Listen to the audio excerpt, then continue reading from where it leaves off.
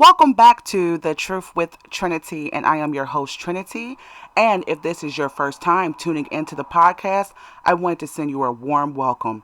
Here I talk about issues that happen within the black community, hopefully for some means to a resolution or at least some food for thought to go about your daily way. So without further ado, I'd like to jump right into this episode's topic, which is just because they date or mate with you doesn't mean they aren't racist or prejudiced. Okay, so I want to make a small disclaimer before I get started. Not every interracial relationship that exists between black and white people comes from a fetish. So there are actually individuals that love each other and they're in it for the long haul, and it's not about public image, it's not about a fetish. They actually love each other. So, with that being said, I've already said that. I'm going to get right on into it. I wanted to start off by talking about a little bit of the history, especially when it deals with sexuality and black people and white people. I'm going to jump back into slavery, and because some people may say, well, how could they marry me, as a black person and still see me as inferior? How could they have children with me and still be racist, right? Okay, so let's jump into history. For those who do know or don't know, I'm going to refresh you or enlighten you. Back in slavery, we're going to start with, white men. It was their pastime after dinner with their other friends and pals to go out to the slave pens to rape black women, whether they had a husband or whatever, or even little black children. So that was a pastime in anytime he felt like it. It didn't matter if it was after dinner, it was any time. Your body, as a black woman back in those times, or a black female child, was their property. So it wasn't like they were looking at you like, you're so attractive, I want to have sex with you. It was, you're going to give me what you have because I own it type of situation. And there's also a numerous amount of reasons, but I want to, stay on track as to why, they took the black woman's body in those times. And also with white women, she, definitely has to be put into the equation with black men, looking at him as a fetish, big buck, strong, his genitalia perhaps being larger than her white, counterpart, and, just looking at him as a possession as well. I own you. You're going to do what I tell you to do. So that right there, I'm going to stop right there on the history part, and I'm going to, tie that into today, okay, in 2021.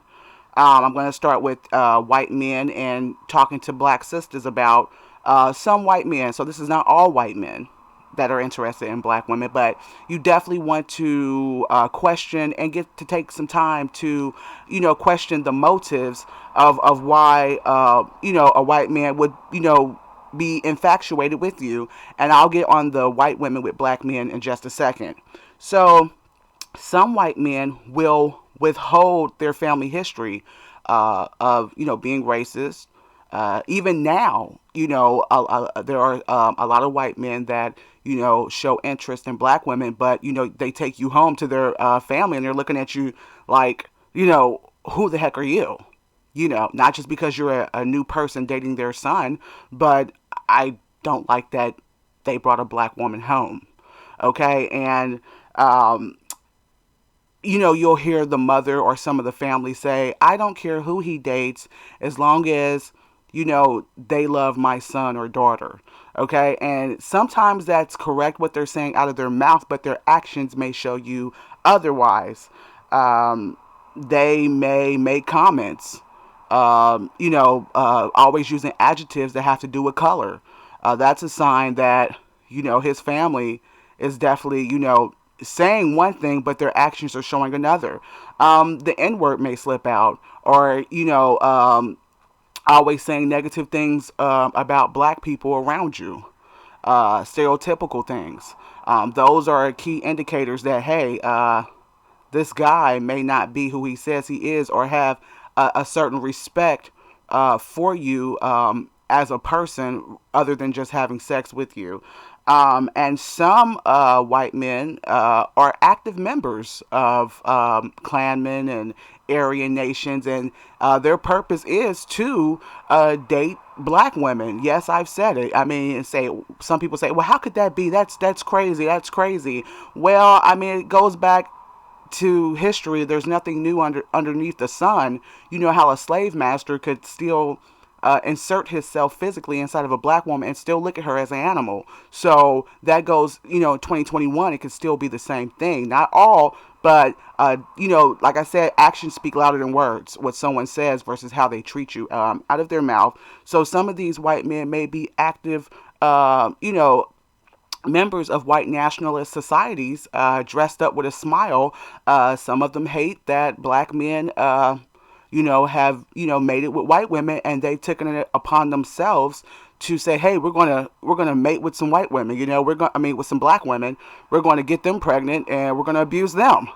Okay, they're taking our women. We're gonna hurt their women. And so some of them are under the guise of a smile, saying that they just love black women.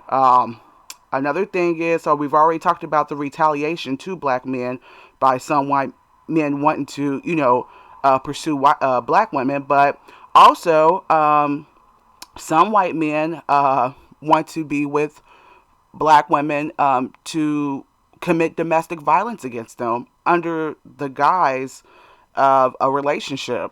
Okay, so that happens a lot. And some white men do it because they know if they commit domestic violence against white women that they will be arrested.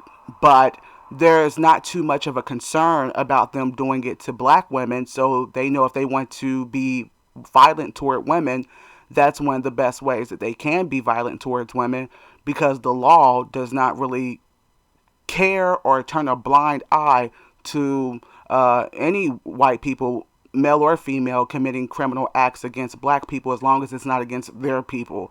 So that's one of the things you want to look out for. Another thing is, we're going to switch a little bit and talk about white women with black men. So we talked about the history behind white women, with black men back in slavery. This big strong man. So it's this sexualized fantasy about black men not really loving him for who he is necessarily. Sometimes white women do it because they get turned on by the black man seeing her more beautiful than his own black woman. So they're like, hey, every race of man loves me. Even your own black men, find me more desirable. And it's not so much because a lot of people will give backlash and say, oh, you're just a low self-esteem black woman that's just jealous of black women. Well, the white woman's just as low self-esteem, because I'll tell you this, she gets just as offended and violent physically and mentally and verbally towards black women that have biracial children by white men. So if the black woman has low self-esteem for pointing it out, that, she may be pushing it up in some black women's face, like, hey, I've got a black man. Some black women don't even have to be pushing it up in the white woman's face that she has biracial children, and those white women can be very violent. Not all, but a lot of them can get very violent physically when you walk the streets with your biracial children, and that goes back to slavery.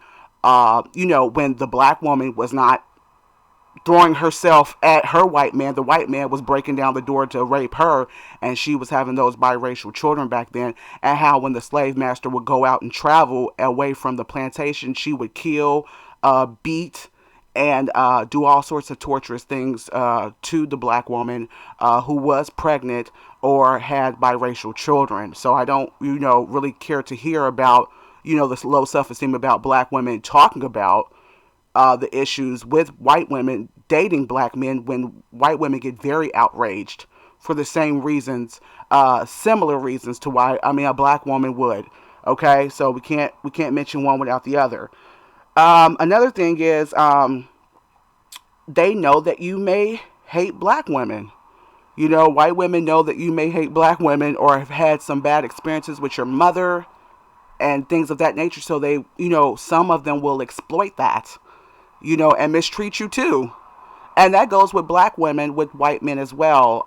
Some of them know that, black women have certain issues with black men, financially, educational wise, emotionally, and they will exploit that and say, "Hey, I know she's looking at me like a white and shining armor.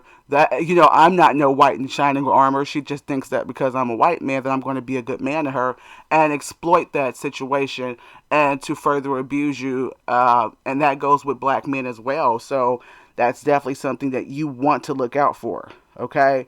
Um, some white women look at black men like a keepsake toy.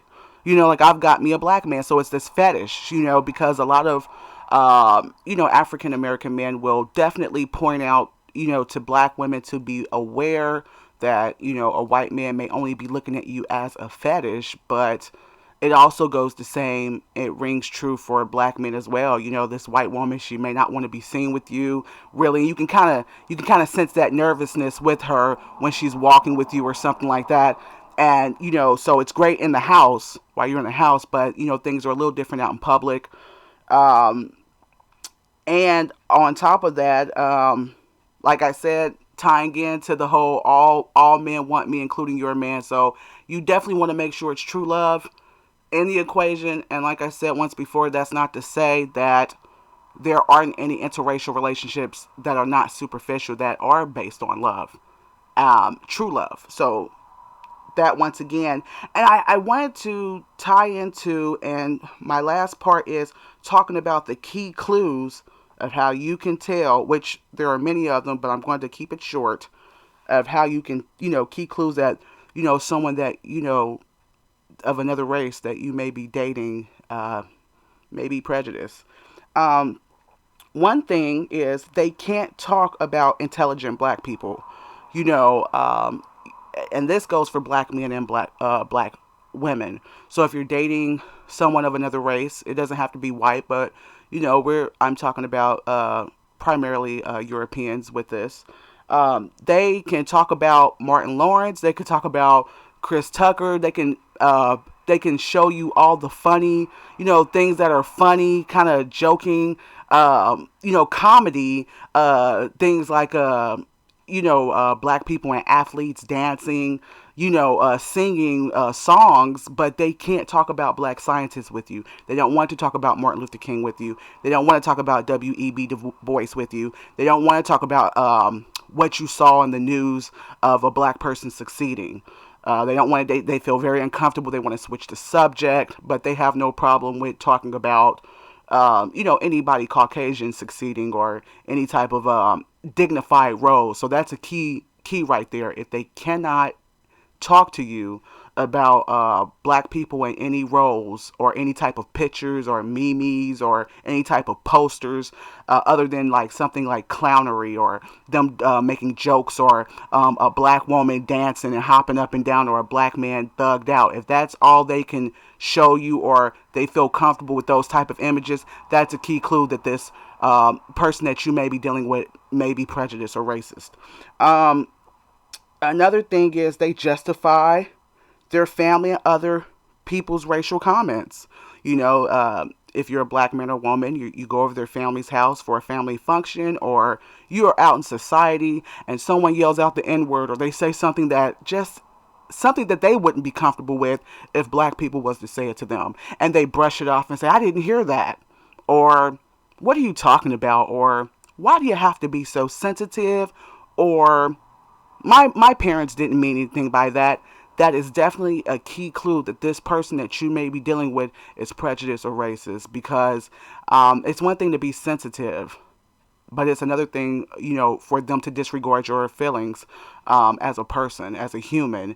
And some of them will say, that's my family. I can't control what my family does, but you can control the situations that are going to be conducive to those type of comments, and to have enough respect for you as a person not to bring you around those situations. Okay. Another key clue that they may not have any respect for you as a person is a lot of times with white men and white women. They'll love having sex with you, having kids with you or whatever, but they treat your opposing, they treat your um, same sex as trash. What I mean by that is, let's say it's a white woman dating a black man or married to a black man. And you're thinking like, oh, for Christ's sake, she couldn't be racist or prejudiced, right? But, she is treating black women like trash.